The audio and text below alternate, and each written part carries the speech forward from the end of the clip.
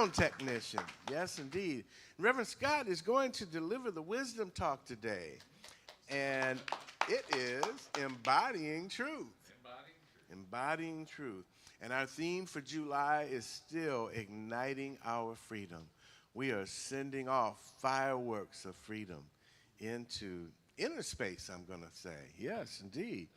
And let's see who else we have. Oh, our licensed practitioner today is Patricia Roach, and you got a sense of her loving consciousness with the meditation. She's going to lead us in the invocation and the inspirational reading today. And with that, I would say let's get God's party started, yes? Okay, so let's take it to the next phase. Oh, how about we start with a congregational? That sounds like appropriate. Yeah, oh. Not yet. I like to think I know what's going on, but I don't. Please stand, Ahiah. Please stand. Good morning, everyone.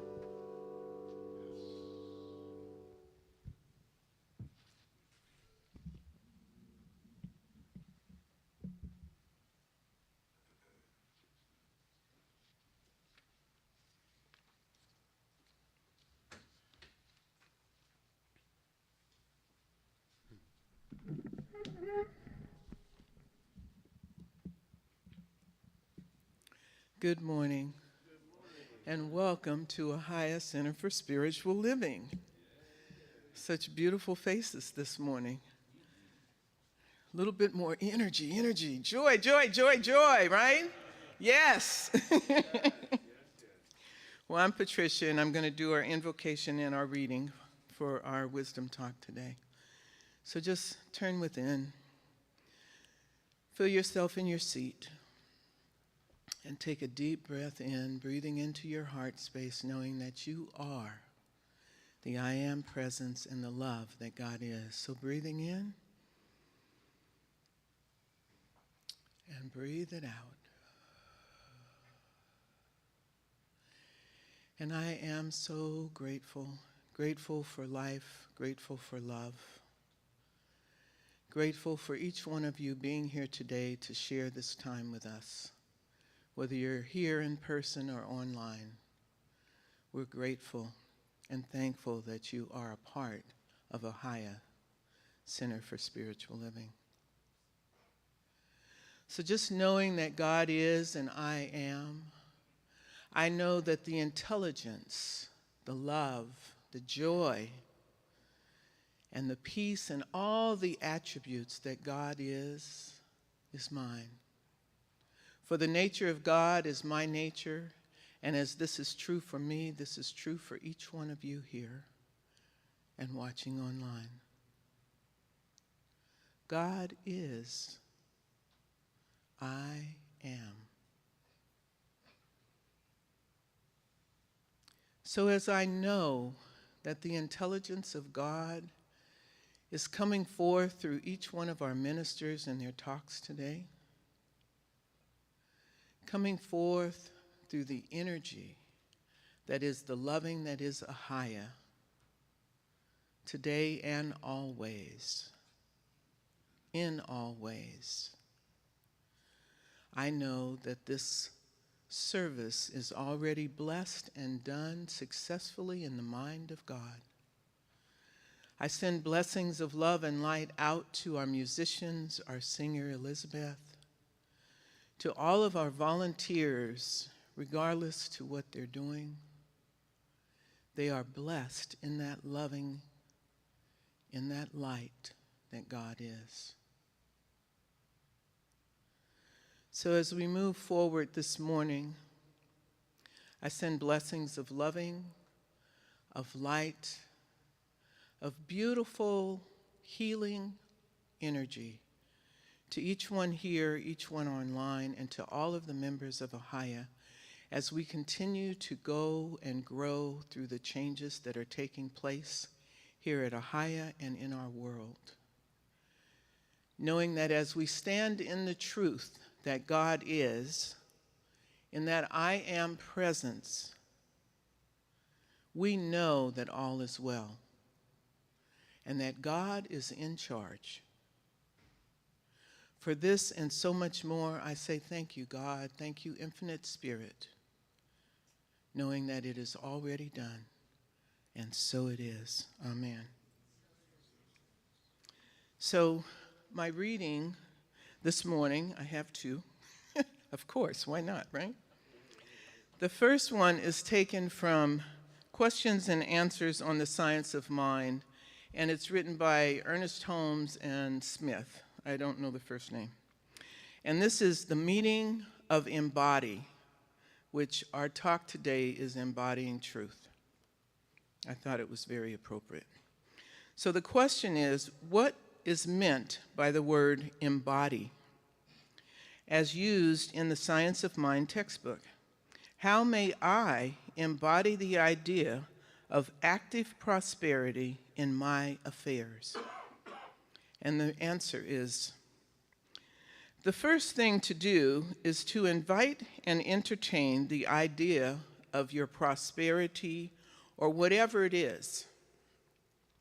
This is building a mental equivalent. As your thought revolves about this idea, convince yourself that the prosperity or whatever it is that you're praying for is your natural financial condition. So if you're praying for health, wholeness and health is your natural condition. Your right to divine substance and supply. When you have convinced yourself of this truth, you have embodied the idea. You have impressed the thought form into universal mind, which has accepted and believed your conscious mental projection as true. The voice of thought is your word. In the very beginning was the Word, and the Word was God. For a realization of this truth, treat as follows. Know that there is no difference between your spoken word and the original creative word. Meditate on this until you feel assured of its truth. Then speak your word with authority for the objectification of health or prosperity, realizing that it has living power within itself, that it is its nature to produce. Embody. And the second is a reading that I found, and it's really a poem with an explanation first. And it's by Cavi Jesse Hockaday. So it says, when we live what's true for us as fully as possible, By doing what is in alignment with the deeper truth of who we know ourselves to be, we create safety at the core of our lives. It takes seeing into limited beliefs and unraveling them so we can know and stabilize our sense of self in our original organic state. Essentially, at our core, all of us are innocent. We each have our own unique flavor of love. This love is a healing balm to others and to ourselves. When we turn into it, in order to fully embody this love and let it inform our lives, we must come to know ourselves in our deeper truth and to align our actions with it. As we do this, we start to experience the rightness of life, which reveals itself to us in the process of showing up more fully in our lives. When we're present in our bodies, the ability to trust this rightness and live from it fully, even in the most uncomfortable moments, allows us to live our truth at the deepest level of our being.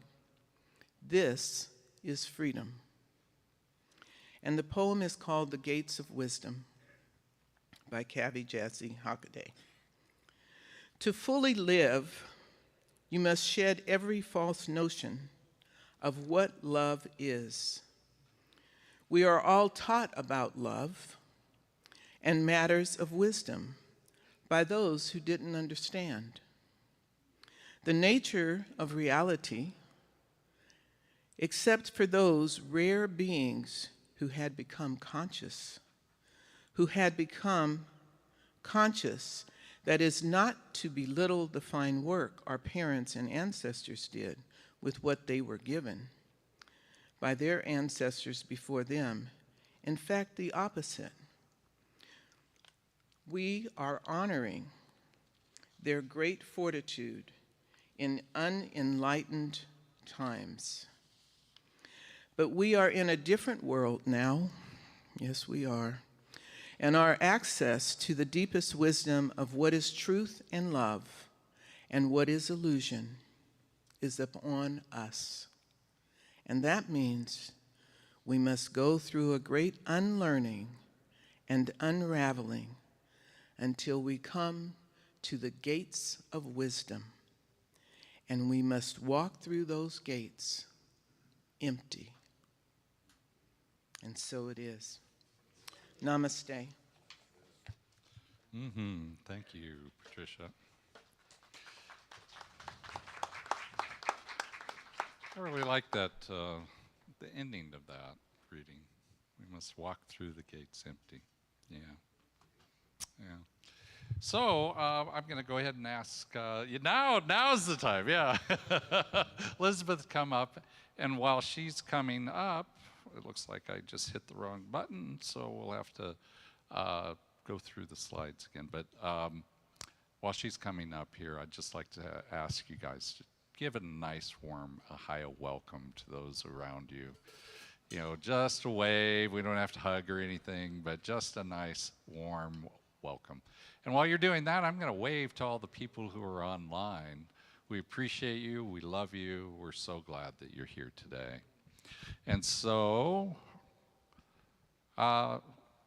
Elizabeth, what do you got for us today? We are singing about embodiment, being in circles, and walls, going past the walls that stand between us. Yes, yeah. All right, sounds beautiful. All right.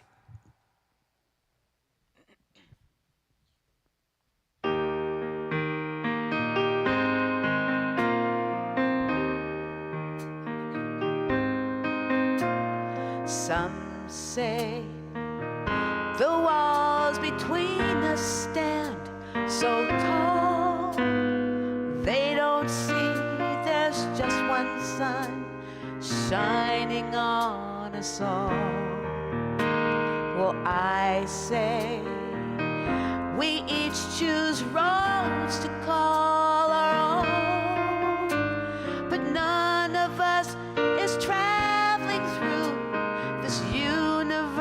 us alone. And this circle just goes on and on.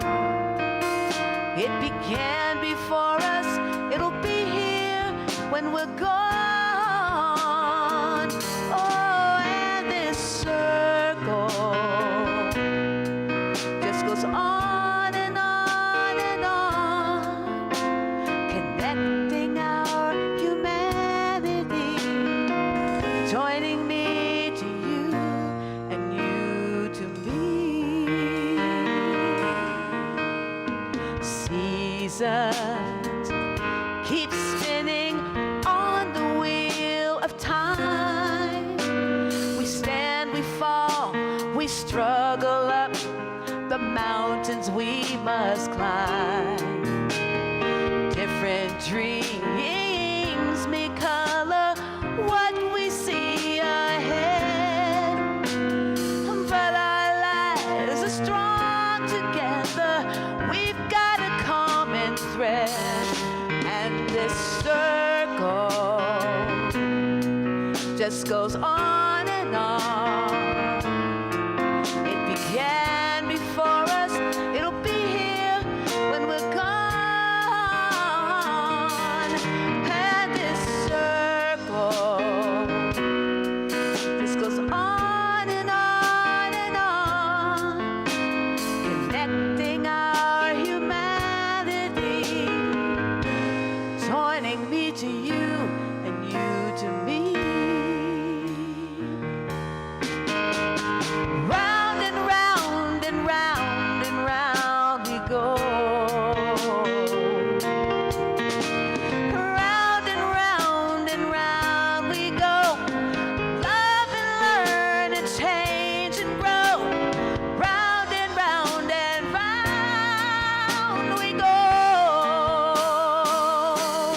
And this circle touches everyone. It crosses every boundary underneath the sun. And this circle just goes on and on and on. Will be here before us, and it'll be here when we're gone. Oh, and this circle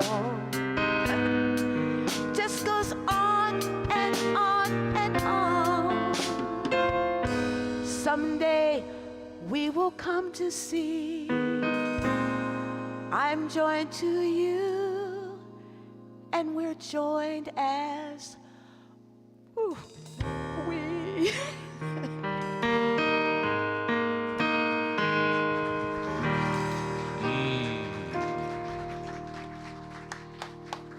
Such a touching song, isn't it?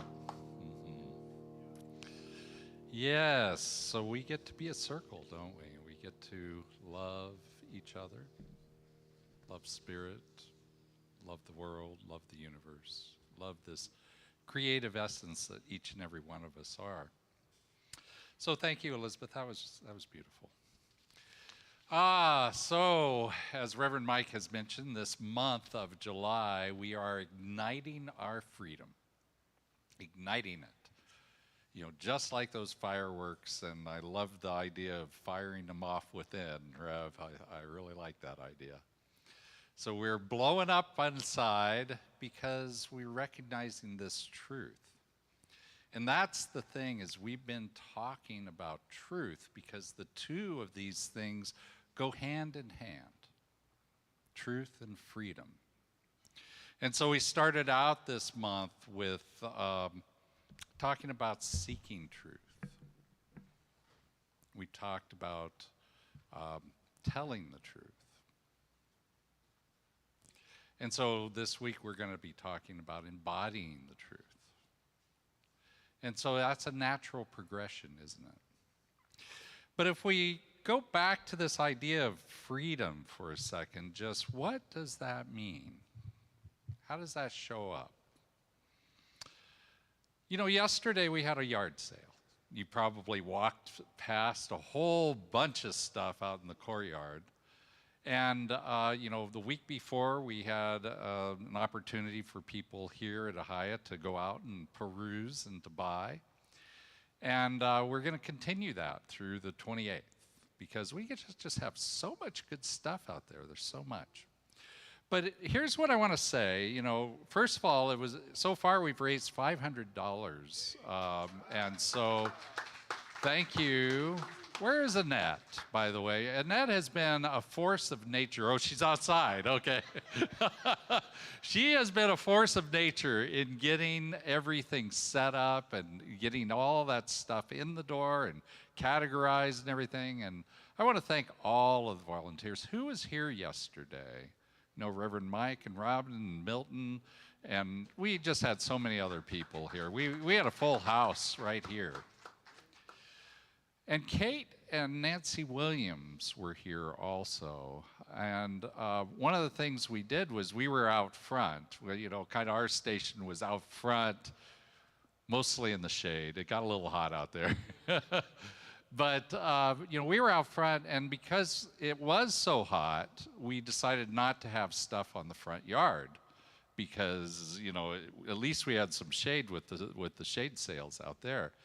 And so we didn't put anything out, and so we were like, trying to get people's attention as they were going by, because normally with the yard sale, you got all this stuff and they see all the people and everything, but in here, they couldn't see it. And so Kate and Nancy Williams and I primarily were out there, just kind of chatting with people. And one of the things that happened is we got to talk to some of the neighbors, and that's sweet. Some of the people who were walking by with their dogs, some of the people who were just walking through, got to wave with the cars that went by, right? And I met several people that were from the neighborhood. And one of them was a young man. He said he was 23. And we started talking. We talked for about 20 minutes. And he told me about his life, his adult life anyway. And he told me about how his life had been really good for a while, but he felt like he had gotten trapped. He felt like his life had gone down and he just couldn't understand exactly, why. What's the difference between then and now? Why can I be high then and low now? And so we talked a little bit. He was very interested in this philosophy. And he talked about, spirituality and what that, he's always been kind of spiritual.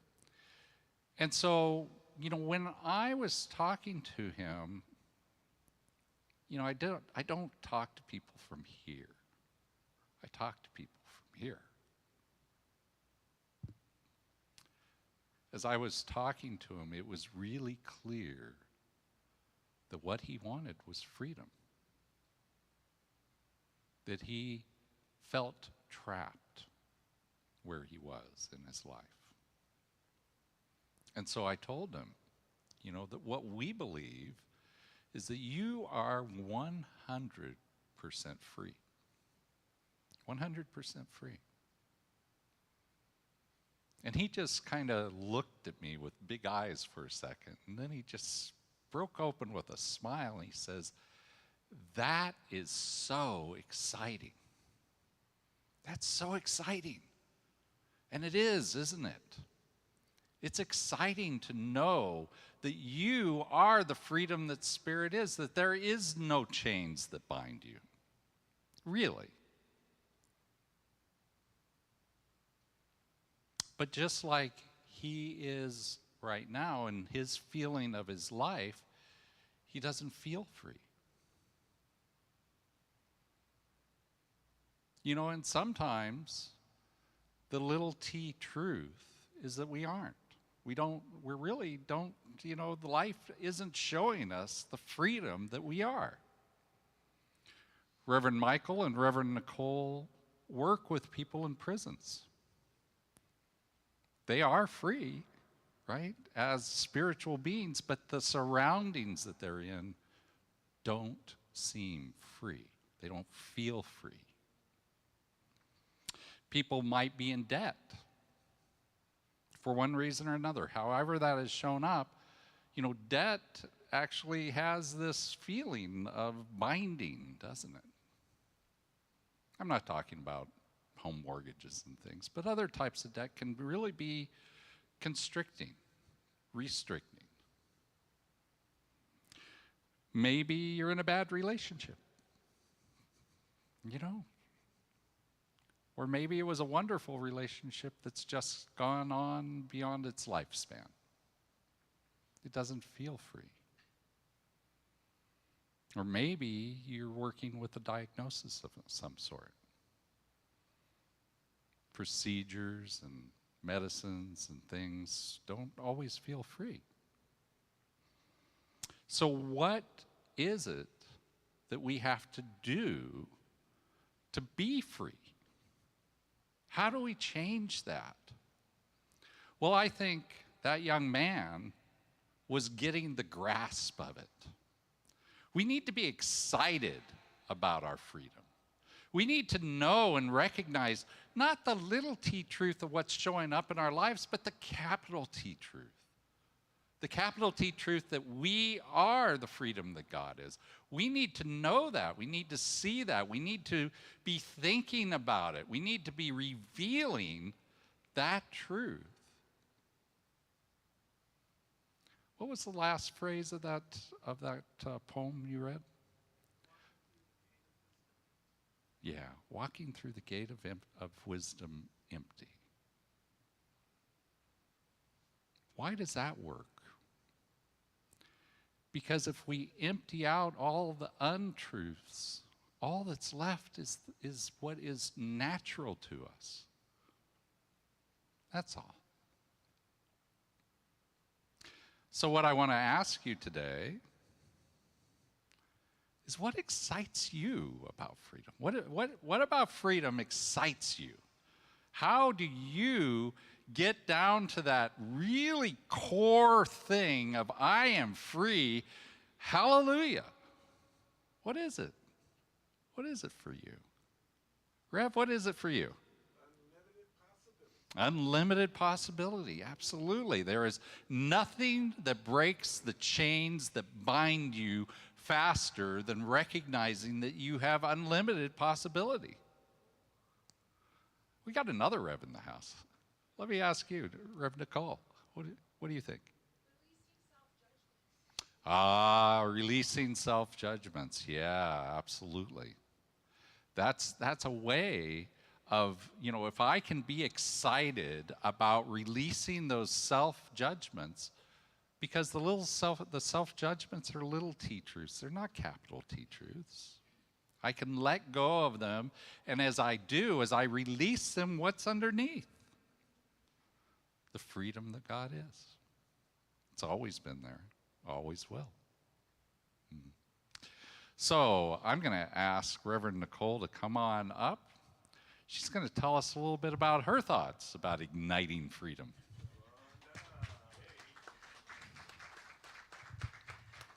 Good morning, beloved community. Nice to see you all. That yard sale yesterday was so wonderful. There is a Instapot out there for $25. Does anyone want an Instapot? $25. I was calling friends yesterday going, there's an Instapot, $25. I'll grab it for you. Let me know. I too got to talk with some people in our community, and let's go grab them. Let's go grab them. I know Reverend Michael and I are talking about one Sunday a month, Bring a Friend Sunday. Let's go out and grab people off the street and bring them so they can learn all about the freedom that we have offering here. And I also want to talk about Patricia. When you were talking, Patricia, the mental equivalent.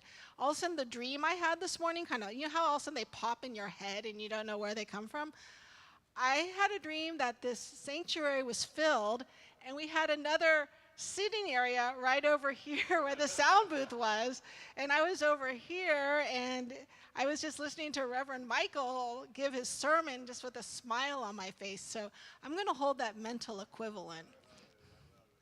So I was thinking about truth. I missed you all last week. I have a tradition with one of my best friends from childhood. I was actually laughing because I remember celebrating her dad's 55th birthday, and we're like, ooh, he's the speed limit. And now both of us are a year past that age, and he's 94 now. So we went up to Mendocino to celebrate the family. I'm part of the family, so it's our annual family get-together. Reverend Michael, I'll be gone July 12th next year, so just so you know. And as I was driving back, I have to go on a windy road. We're in Mendocino, so I'm on the 20 coming back to hit the 101, and it's just, I'm covered with the trees, it's gorgeous, and I'm listening to music, and I start getting in my head. Karen's dad is 94, his wife is 90. My friend Karen had a diagnosis last year where there's a 90% reoccurrence rate, and I'm holding the 10%. But as I was driving, these little voices in my head said, what if this is the last time that we have this event? What if we've done this for 30 years? What if this is the last time? What if Karen's dad and stepmom and Karen aren't here next year? Am I going to go up with her family, her cousins? There was 35 of us, so there's a lot of cousins. Am I going to be doing this? And I was sitting here in my thoughts with tears coming out of my eyes going, wow, what if this is the last time? And then my friend, a practitioner at my former church, calls me, and I'm like, oh, thank you for calling me. I'm going down the rabbit hole. And she said, Nikki, stay in the now. And I was like, oh, Eckhart Tolle. What is the truth right now? So embodying the truth right now. Karen is healthy. She's on a drug regimen. She's staying healthy. Karen's parents, they're great. We had a wonderful time. And I went and I was looking at Eckhart Tolle quotes because there's so many of them. Observe your thoughts, don't believe them. Yeah? So as I was driving back, I can observe them, but do I have to believe them? No, that's not truth. The truth is that we just had a wonderful weekend. Karen is healthy and strong. Her dad is 94 going on. He drives from Palm Springs up to Mendocino. So he's still driving at 94. No matter how long your journey appears to be, there's never more than this. One step, one breath, one moment, now. This is how I embody that truth. What is happening right now in my life? Look at this. It's great. It's fantastic. So when I really think of this embodiment, I know I can go down that rabbit hole. But this is when my practitioner, my ministers, I don't know how many times I called Reverend Scott over the last 2 years when he was my mentor, going, what's happening right now? This is how we embody the truth. Let's see, as soon as you honor the present moment, all unhappiness and struggle dissolve. That's kind of what you were just saying about that young man, when right here, right now, we're free.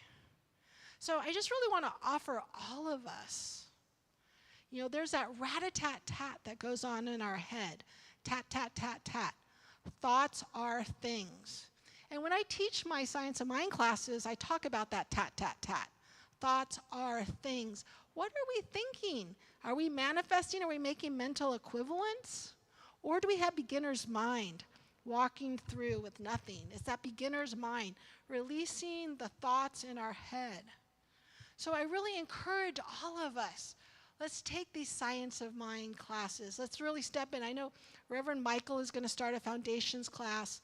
In August, I'm going to start Journey of the Soul class. Doesn't that sound exciting?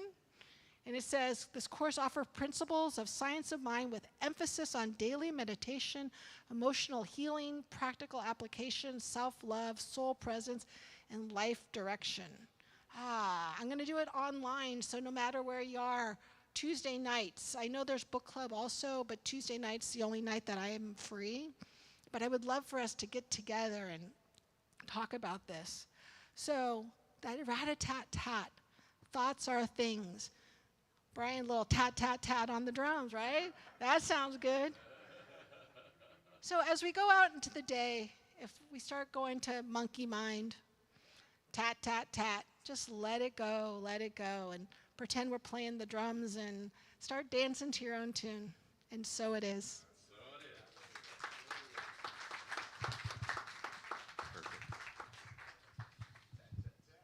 Yeah, we get to go tat, tat, tat all the way home, right? So this idea of embodying truth, I think it's the natural progression, as I said earlier. We got to seek it. We have to tell it. We have to tell the truth out into the world, or at least to your dog, right? Can you manage that? If those of you who have a dog, can you at least tell the truth out into the world to your dog? He's not going to tell on you, right? And then we can embody it. It's the next step. And so I was thinking about embodying. I always love to go to the dictionary and kind of see what does that mean. And the dictionary, good old Google anyway, it says that the definition of embody is to be an expression or give a tangible, let me start that over. Be an expression of or give a tangible or visible form to an idea, quality, or feeling.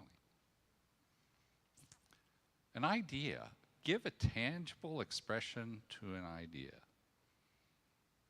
Do you realize that is what you do constantly? All the time. As humans, just forget our spiritually creative aspect. We're giving form to our ideas 24 hours a day. We're always choosing, what am I going to have for dinner? What am I going to do this afternoon? All of that type of stuff. We're always making those choices. They start as an idea. We bring them into form in a very physical way.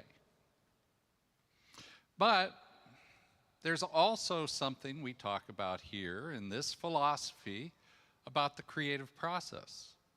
That spirit is creative, its natural essence is creativity. We can't separate from the creativity that spirit is. And it creates based upon our thought, because we share the one mind that God is, and that thought in the mind of spirit is creative. The law, what we call, I don't know, we have a lot of names for it, but it's this creative aspect of the divine. It just takes what is thought and creates it into form. That's how spirit is experiencing itself as all of the individualized expressions of the divine that we are.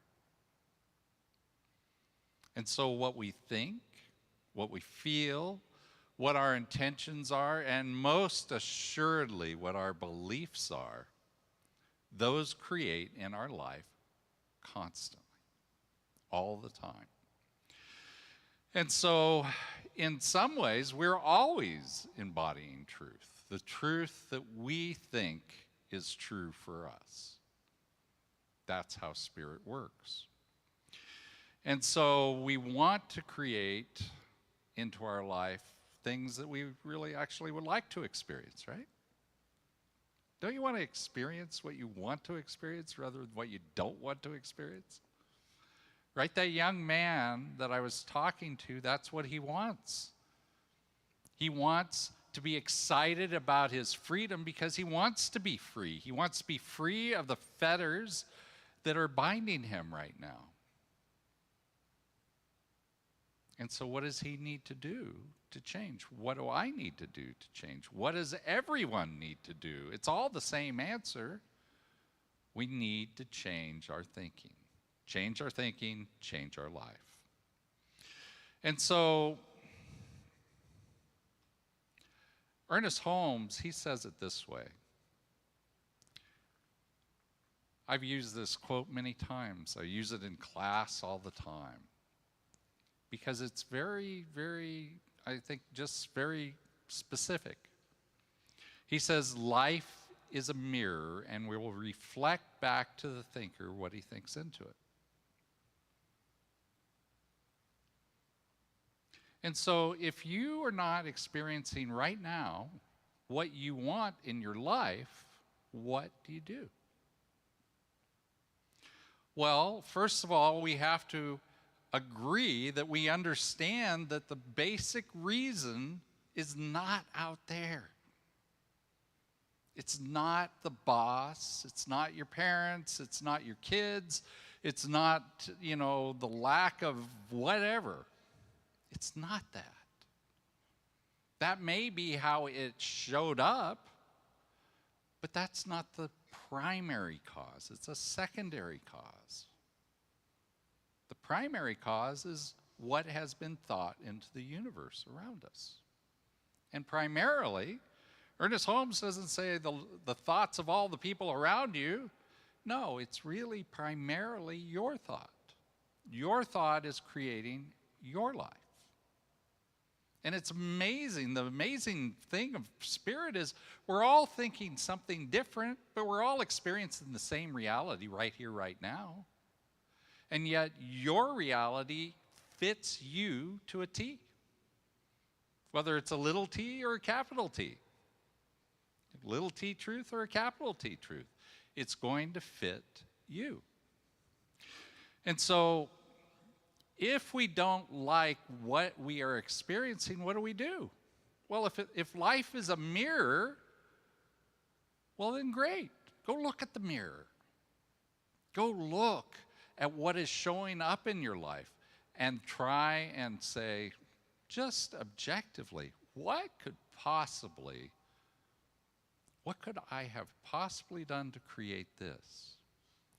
Not from a place of blame or shame, because, to be honest, there's billions of creators on this planet. So not everything is exactly from you, but how you take that, how you take the experience, how you either dance with joy or feel like you're chained to the chair. That's really you. It's me. It's everyone. We get to choose that. Always get to choose it. Remember the old saying of, what is it? Pain is mandatory, right? Suffering is optional. Yeah. And so we are going to experience pain in this life. We are going to experience things that don't seem to fit the love, the peace, the joy, the wholeness that spirit is. But what do we decide to do with it? How do we decide to process it? If I want to have a different experience, look at what has been reflected into my life and try and follow that reflection back to the thought. Because if you can change that thought, you can change your life. Now, it's easy to say, isn't it? Right? I always say this philosophy is simple but not easy. Because it's simple to understand. It's pretty darn simple, right? Thought, a creative essence, experience. Just flows from the top to the bottom, like water going downhill. But if I want to change what is the primary cause at the top, how do I do that? What do I do? I want to take the pandemic for an example for a second. I've thought a lot over I've been here for 6 years now, right? And 4+ years of that has been since the pandemic. And so this has been an experience that's kind of shaped my ministry. And so I've thought a lot about it. And what happened on March, 13th? March 13th, the world just stopped, didn't it? And there was a new idea in the world. And that idea was we need to isolate ourselves to be safe. Do you remember that? You know, I certainly do. I was not one of the guys that was like, oh, happy, happy, joy, joy, I don't get to go outside. That's not me. I know plenty of people that works okay for, and that's fine.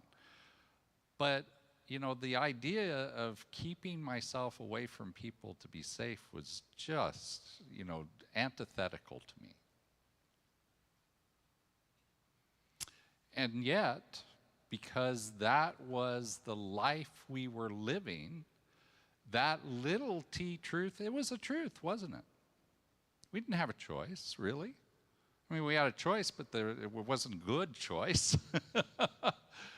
You know, many of us had people, not just ourselves, we had people around us that we were protecting. People who were vulnerable. But here's the thing that happens.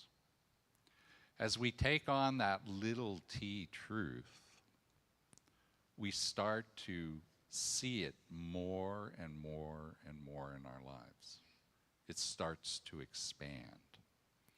And why does it start to expand? Well, there's a very basic capital L law that tells you why. It's called the law of attraction. And so there is this way that spirit corresponds to us. There is this way that we experience the life of the divine. And this law of attraction is one of those ways. And the law of attraction, it does not say like, it, you know, brings in like. That is not the right way of looking at the law of attraction. It's okay. It's a little, it's true, right? Like attracts like, fine. But it's not deep enough. It doesn't capture the entirety of it. The actual statement of the law of attraction is we will attract the people, places, and conditions to maintain our current level of consciousness. And so when we take the thing called the pandemic, we started to believe in this isolation idea. And what started to happen then? We attracted the people, places, and conditions to say, yea, verily, that's the way the world works. We're in a new world now. Isolation is the way to do it. I need to stay home. I need to stay safe. One thing humans are not good at is changing their minds when something changes around them, though. That was true 4 years ago. Is it true right now in the same way? No, it cannot be true in the same way. First of all, I know that it can't be the same because nothing stays the same.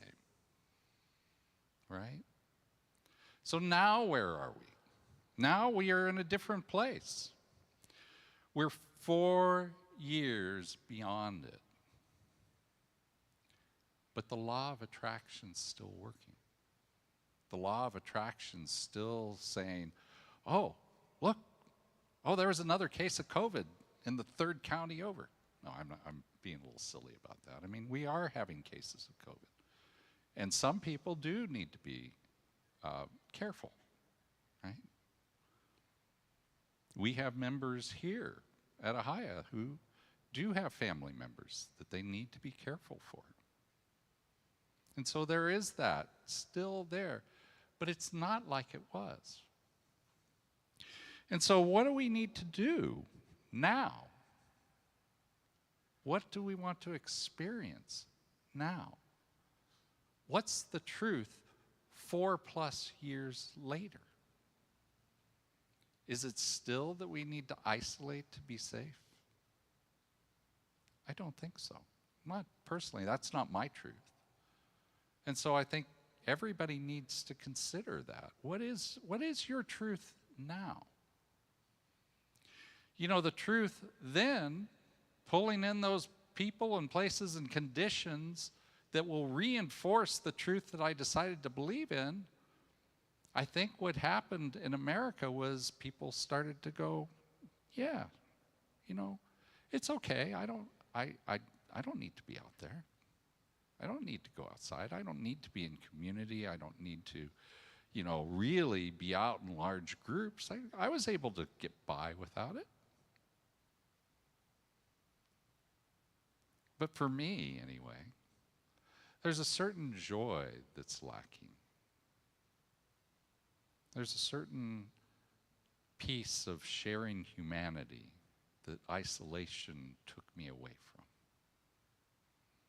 And so I'm chomping at the bit, right? I'm excited by the freedom. I want to change that thinking. Not go back to what it was, because, you know, we can never just go back. But I want to evolve it to something that is somewhere that feels more like truth to me now. And I think this is perfect time for Ahiah to turn the boat a little bit, right? We survived COVID the way we survived COVID. And to be honest, we did really well compared to many churches I know. We came through unscathed, really. We have a strong community. We have a strong donor base. We have strong principles. We have connections. But even at Ahiah, we have to decide how we're going to change to fit the times that are now, not 4 years ago. You know, we've been doing things virtually for 4 years now. We didn't do anything virtually before that. Nothing. We had no cameras. We had not a thing. I had to buy everything. You know, on the 13th, 14th, and 15th of March, basically, I bought everything. Plus a little, you know, we've grown, we've learned, we've done some other things. But by the way, if Derek Hernandez is still on the, watching, thank you, Derek. I couldn't have done it without him. He was a film graduate, came in and went, oh yeah, this is simple. This is what I studied in college. I had hired him 2 weeks before. Yeah. And so we are here now, and I think there's some plans to change. We're still doing Tuesday night, Wednesday night, the healing service, the book study, still virtually. Our classes are virtual. There's some plans to change that. Reverend Michael and Reverend Nicole are planning to start doing, Bring a Friend Day every first Sunday of the month. That's in person, right? That's a way of changing that. And as I said about the event yesterday, invite people, they will come. We just stood out there and just invited the people who were happening to walk by. And you know how many times I heard, I've always wondered what was here. I always wondered what you guys were doing here, right? I had no clue. In fact, I think I see somebody from yesterday.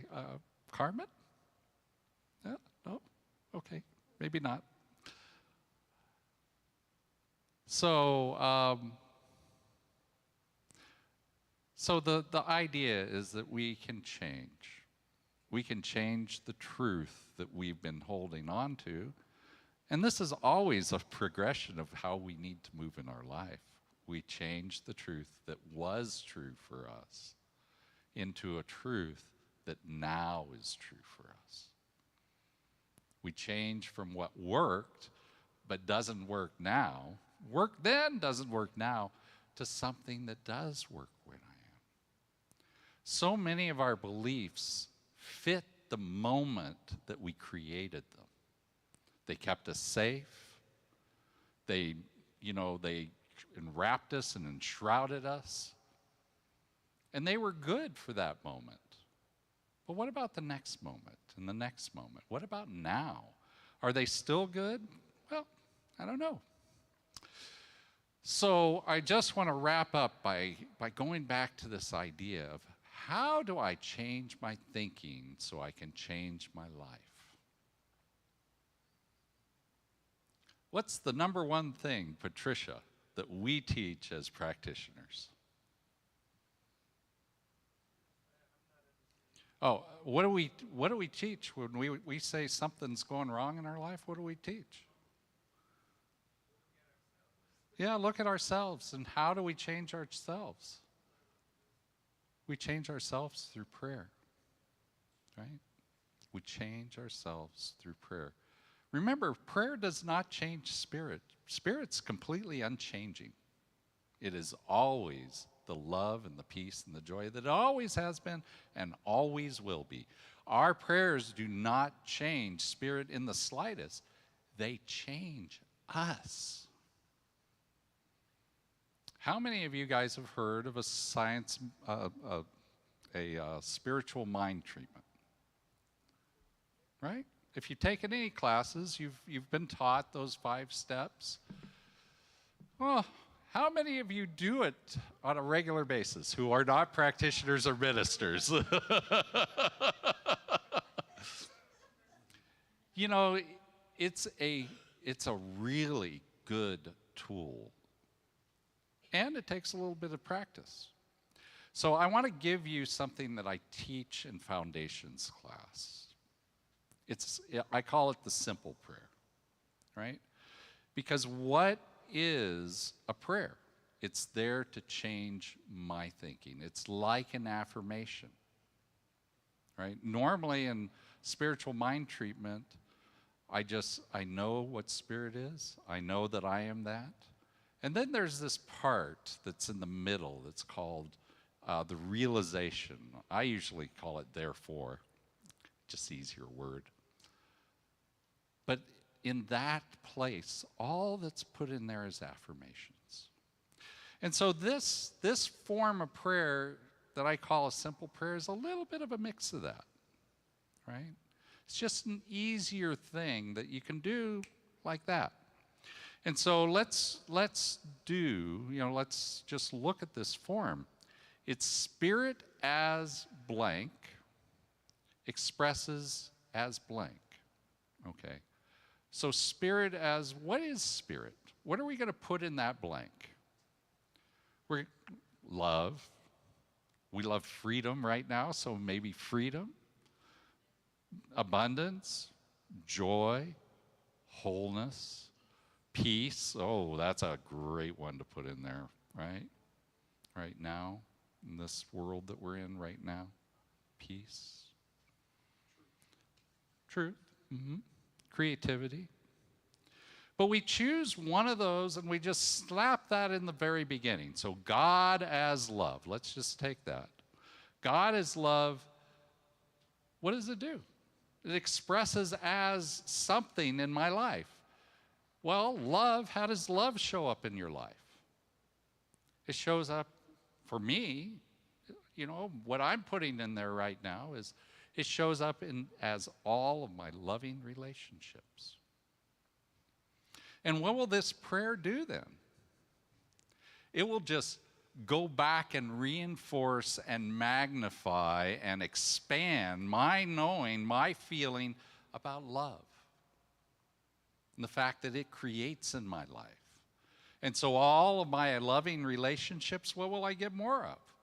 I'll get more loving relationships. And if I want to do something around abundance, then spirit as abundance expresses as what? My moving forward with joy, confidence, and ease. Right? Simple prayer. It doesn't have to be this complicated thing because all prayer works if it works for you.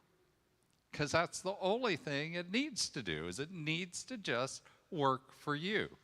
So if the Lord's Prayer works for you, use that, right? If that works and it makes you feel good about life, it excites you about freedom, it makes you feel like you're taken care of just like you truly are, then use that prayer. Right? It doesn't matter. We trained for a long time for spiritual mind treatments. It works really well for me. And so I'm going to, when I do the prayer in a moment, I'm going to ask you to just kind of follow along on that. Just recognize that I am following the steps. But you don't have to. Use the prayer that works for you. And so when we want to embody truth, what we want to do is we want to just know it, recognize it, see it as the truth of my life, and allow Spirit. I don't have to do a thing beyond that. I just need to allow Spirit to create that way in my life. Is that showing? It looks blank on mine. Oh, it is. All right. So we have an affirmation here. Let's go ahead and say that together. I embody the truth with confidence. Let's say it again. I embody the truth with confidence. And so as you go out into your week this week, I want you to remember a few things. First of all, I want you to remember, and look for and experience what and how does freedom excite you? How can that work in your life? What about freedom, the letting go of the fetters, the binds that are holding you? What excites you about freedom? What do you want to get rid of? How do you want to be free? And then the law of attraction. What are you maintaining in your life right now? What beliefs are being created in your life to show you that those beliefs are true? Even though they're not the capital T truth, they will still create in your life to say, yea, verily, this is the way the world works. If you think that the world's a jungle out there, it's a jungle out there. Right? And then, how do you change it? It's a reflection. Your life is a reflection of what you believe. So just follow that reflection back and decide to change the beliefs that don't work for you anymore. And then simple prayers. Just try it out. It's not hard, right? God as blank expresses in my life blank. And if you're at all not sure right now, then just let Spirit guide you. Thank you, and namaste.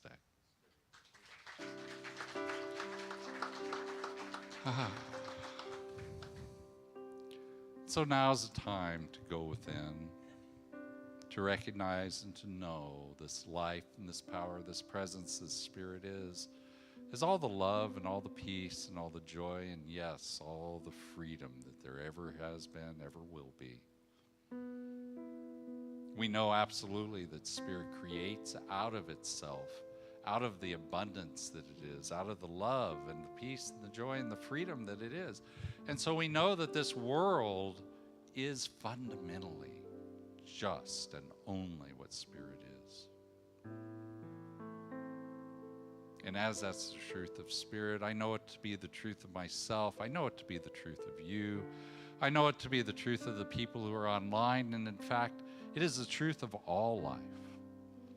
That this one life that God is living itself in, as, and through us.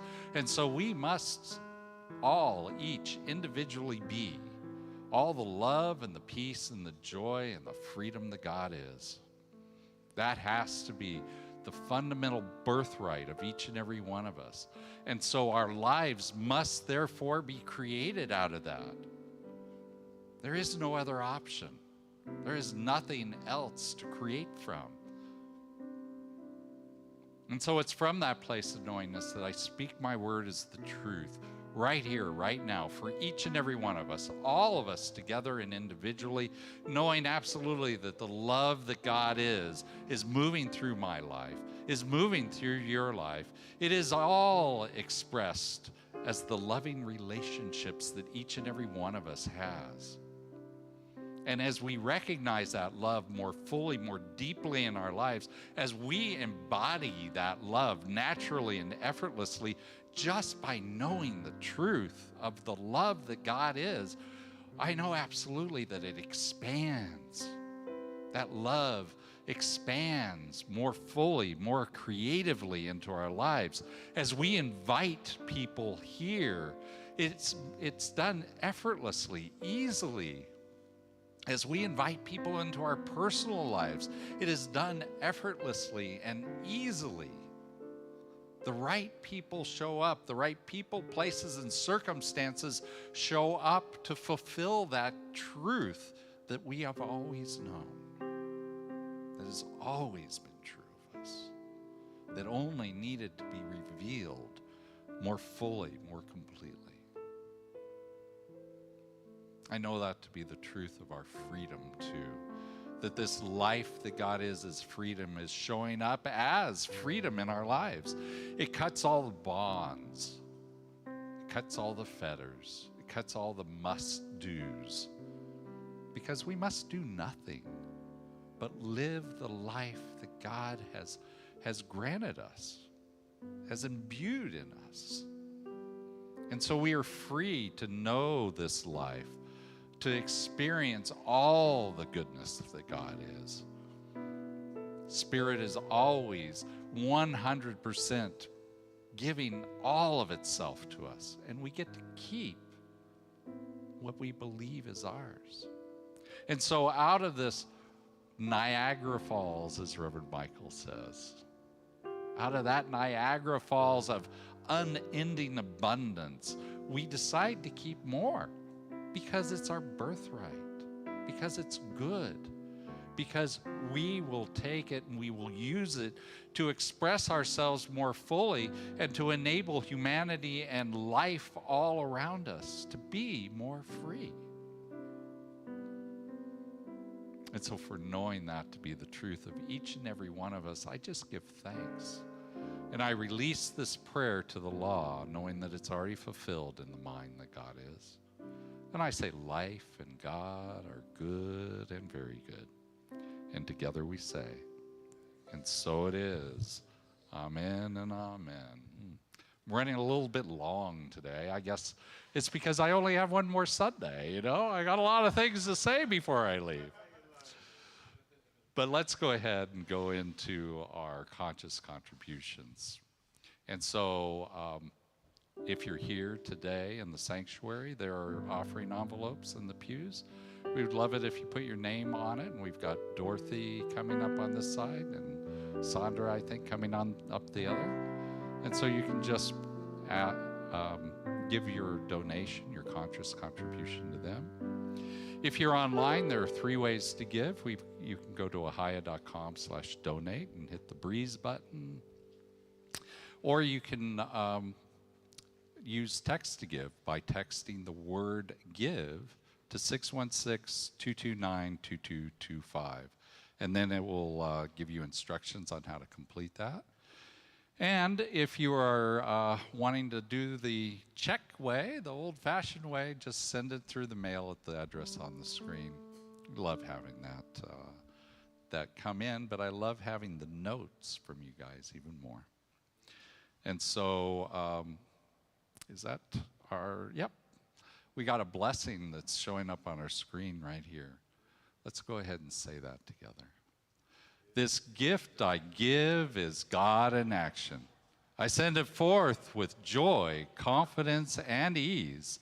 I am blessed by the law of giving and receiving as I now share my gift with life. Pressed down, shaken together, and running over. And so it is. Amen and amen. So we got Elizabeth up here. Elizabeth, what you got for us? You know, we have to be in charge of our freedom. I'm going to sing this redemption song by Bob Marley, and one of my favorite lines, he says, "Emancipate yourself from mental slavery. None but ourselves can free our minds." I just love that. Put that on a t-shirt. And I think we really need to know that our freedom is precious right now. Very, very important.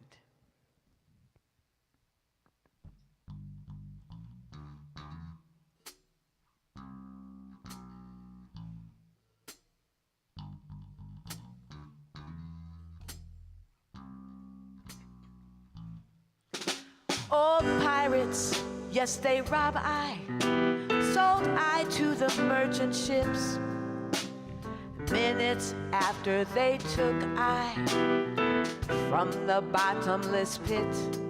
But my hands were made strong by the strength of the Almighty. And we forward in this generation triumphantly. Won't you help us sing these songs of freedom? It's all I ever had. Redemption song, redemption song. Emancipate yourselves from mental slavery. None but ourselves can free our minds. Have no fear of atomic energy, 'cause none of them can stop the time. How long shall we kill our prophets while we stand aside and look? Ooh, some say it's just a part of it. We've got to fulfill the book. Won't you help us sing these songs of freedom? It's all we ever had. Redemption song, redemption song. You got it, Chris.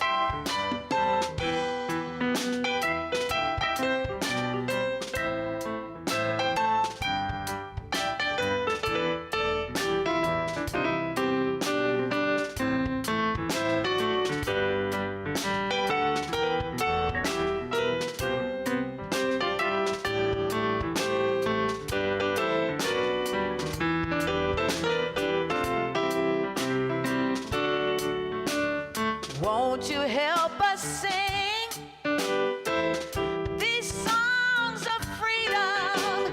That's all we ever had. Redemption song. Everybody say redemption song. Songs of freedom. These songs of freedom. Redemption songs. These songs of freedom. Redemption songs, redemption songs, songs of freedom, these songs of freedom.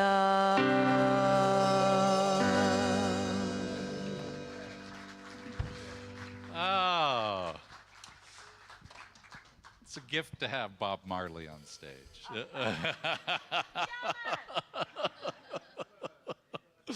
All right, so we have a few announcements here. We have some kids coming. Milton's going to go get them.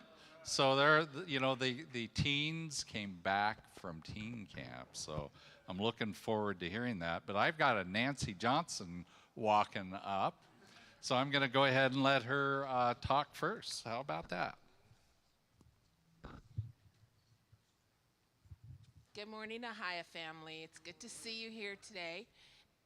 If you came in the gate from the parking, you saw that yard sale. We are trying to sell as much stuff for our fundraising team so we have it in the bank. So please feel free to go and shop. And we're going to have it up all of this week and next Sunday for the party for Reverend Scott, because there may be some new people here that we can entice to buy some things to take home with them. So don't think about your whole declutter thing right now. Think more about, new items. What can I buy? So that'd be great. Also, I wanted to let you know, thank you to everyone who's donated to the Back to School Project. I appreciate it so much. This is the last day, though. So if you want to make a donation, I'm going shopping on Tuesday. So you can pay cash, you can go online, but it needs to be today. So I can go shopping and take the things over to Friends Indeed for the kids.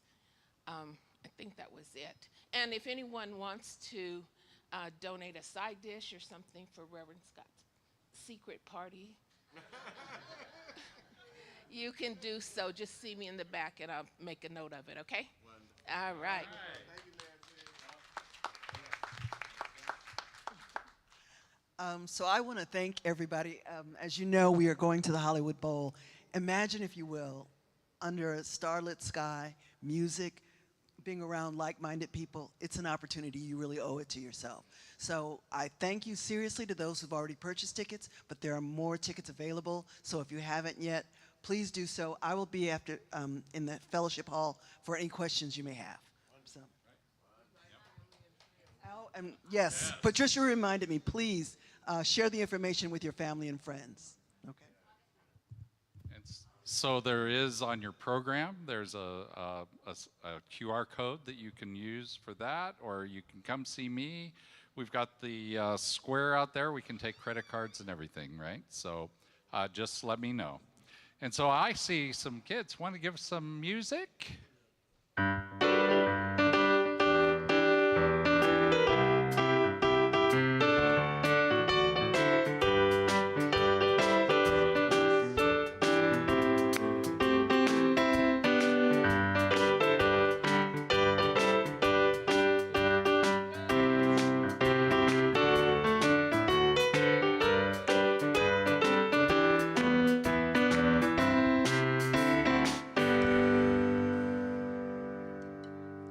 Good morning.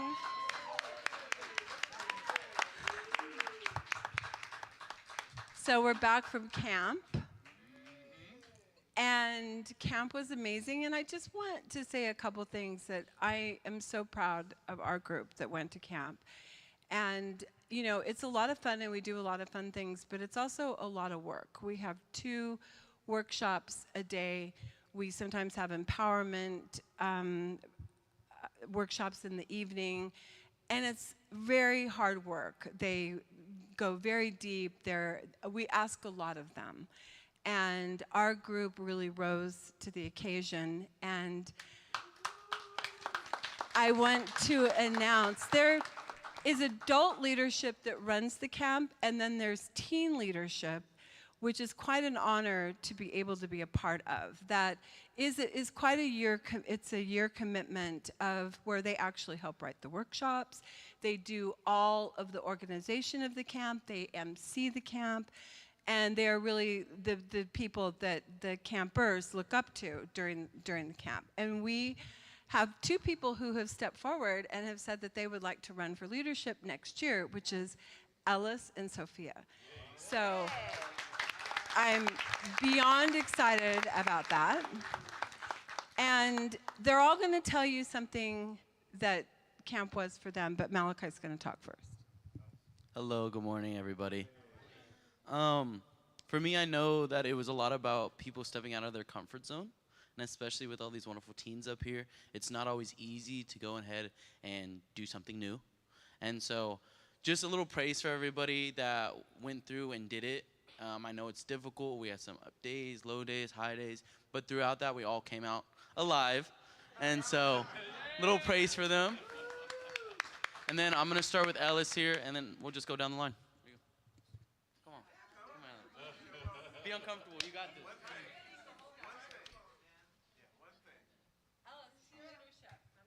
Yeah. I kind of forgot the prompt, so that was it. But at the camp, you know, I kind of got mad that we couldn't DoorDash anything. That was like the first thought, like, you know, because like food's kind of bad. But like all in all, the workshops, they were pretty great. You know, it helped me relax myself, helped me get better mentally. So.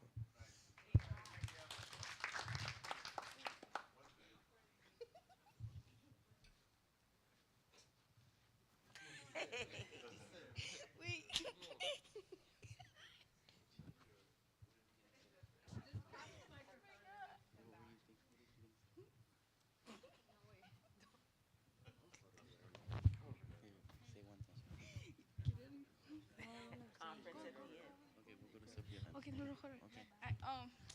One thing I liked is that me and Monica got in the pool together, and then we tried drowning each other. Okay.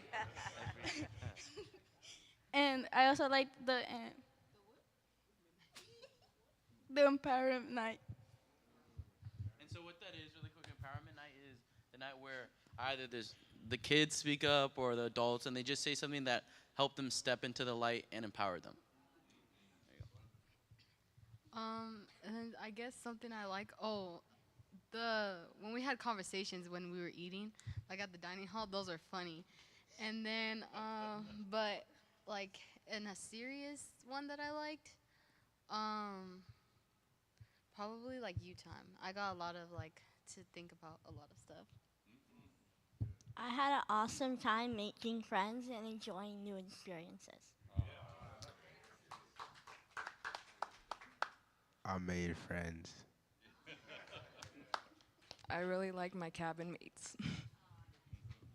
Something that I liked about camp was making a new friend who roped me into singing at the talent show with her.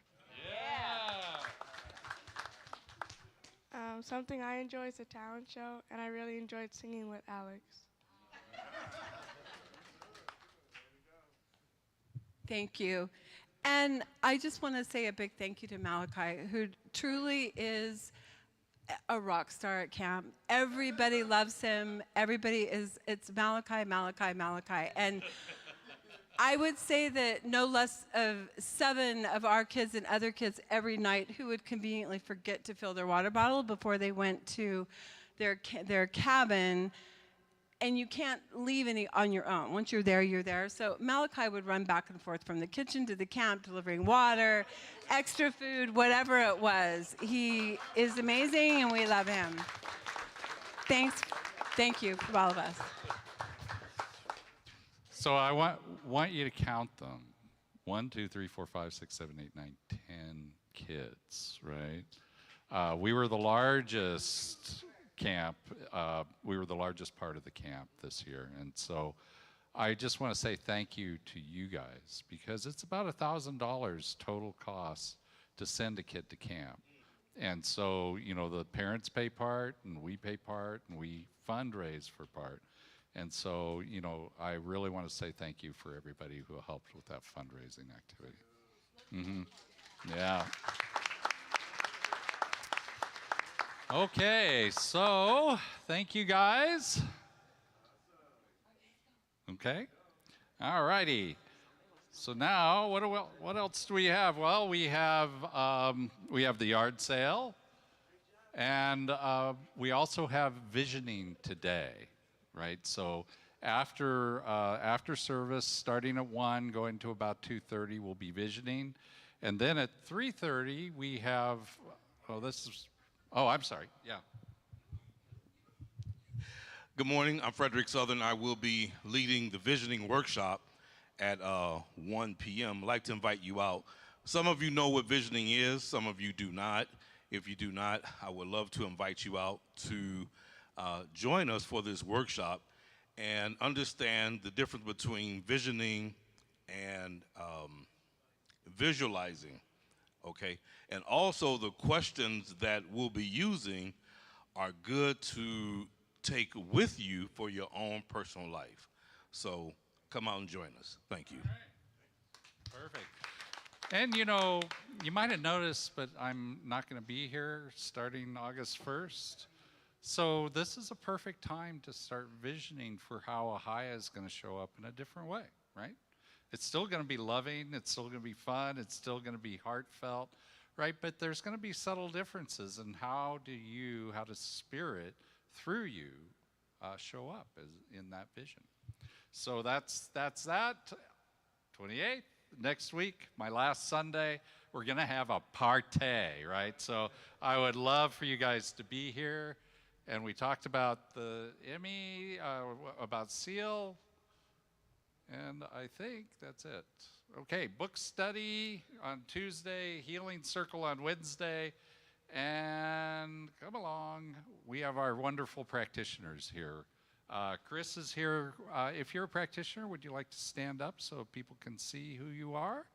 We have Kelly here. We have Reverend Michael, Patricia, Reverend Nicole, myself. We are and Yvonne in the back. So we're and our newest minted practitioner is Harris.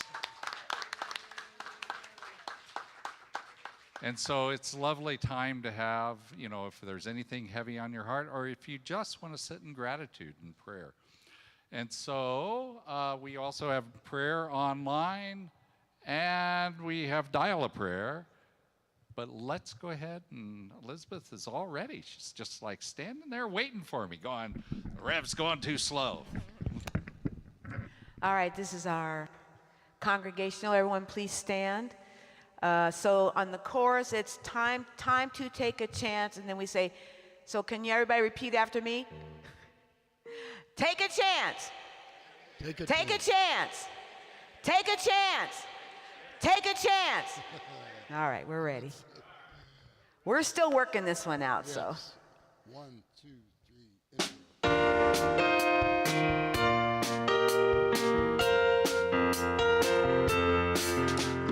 Did I say tomorrow? Why wait till tomorrow? There's no time to wallow. Time to take a chance. Did I say beg and borrow? Why do I feel just so? Why not let it all go?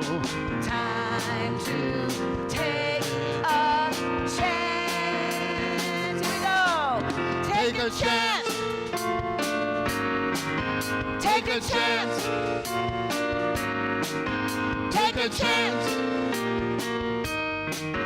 Take a chance. Here we go. Take a chance. Take a chance. Take a chance. Time to take a chance. Here we go. Take a chance. We got to get some steps for that one. Yeah. Okay, so let's just say our benediction together. It's showing on our screen. Something wonderful is happening through me right now. It is this thing called life. Life is in my mind. Life is in my body.